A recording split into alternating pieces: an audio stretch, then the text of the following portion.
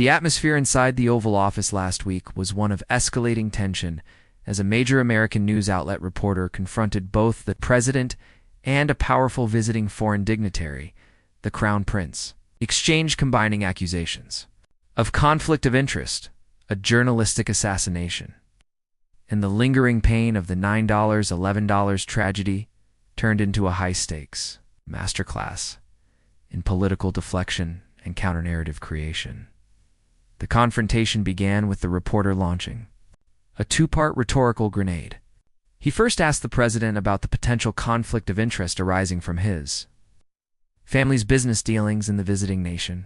He then immediately turned to the Crown Prince, citing U.S. intelligence conclusions that tied him to the brutal murder of a prominent journalist, noting the fury of $9, $11 families over the visit. The reporter demanded to know, "Why should Americans trust you?" The president's response was immediate and aggressive.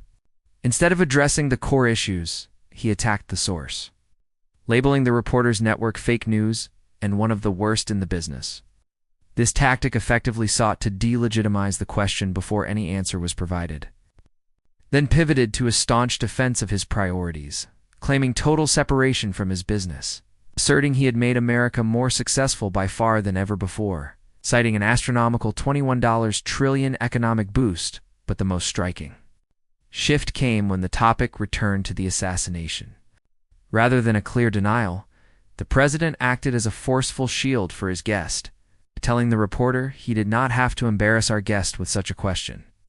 He dismissed the victim as controversial and insisted that things happen, concluding that the Crown Prince knew nothing about it.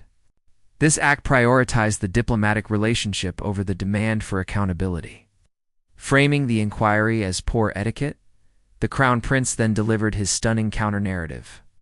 He addressed the $9, $11 family's anguish, but immediately reframed the historical event, asserting that Osama bin Laden's primary goal in using Saudi citizens was to destroy the crucial relationship between the two countries.